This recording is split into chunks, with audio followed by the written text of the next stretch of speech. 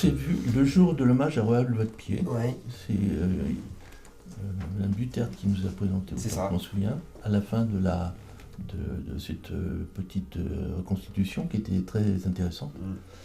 Et on s'est pas vu au-delà de ça, mais par contre, le lendemain de l'élection de 2014, on s'est vu à la 3C.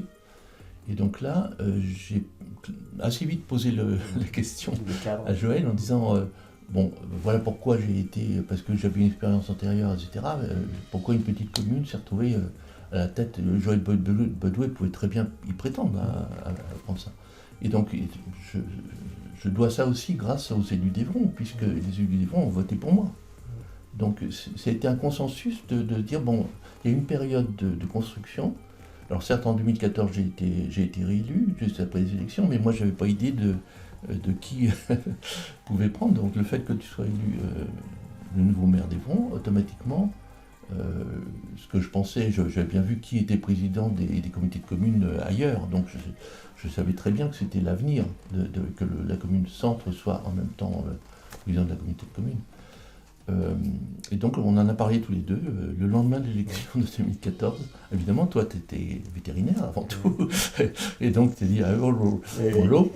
Il y avait deux choses, c'est qu'à la fois, bon, j'étais dans un exercice professionnel donc, que j'avais envie de continuer, hein, donc très clairement, donc j'étais maire d'Évron et on peut cumuler une activité de maire, une activité professionnelle, même en mettant des choses un peu en retrait de l'activité, même si c'est deux fonctions et métiers d'engagement qui sont souvent importants, mais on peut y arriver quand on prend le rythme.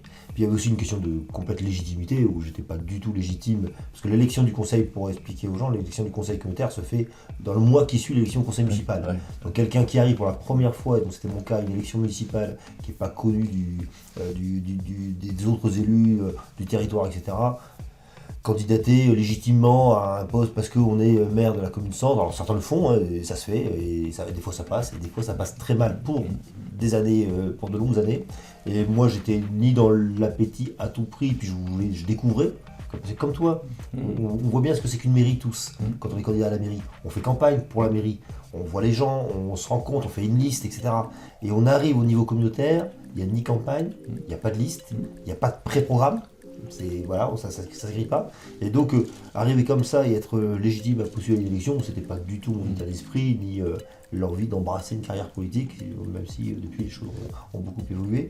Et donc effectivement, je me suis positionné comme vice-président à l'économie, qui était un centre d'intérêt pour moi fort, qui en plus, en termes d'emploi du temps, était plus facile à gérer que le développement territorial, ou qu'il y a d'autres postes de vice-président qui sont très chronophages, qui proposent des réunions à d'autres moments, etc.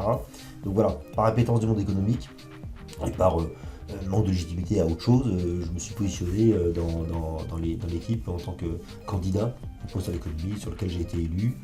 J'ai été reconduit au poste de président et voilà, et du coup c'est là qu'on a vraiment appris à se connaître pendant les mois convenus et on a partagé des choses autour de ce que tu disais, de la capacité de la commune centre et de la communauté de communes à travailler ensemble et puis mettre les forces et faiblesses en commun, donc plutôt les forces pour annihiler les faiblesses, mais on avait partagé on s'est rendu compte qu'on partageait la même vision au cours des mois qui ont suivi, quoi.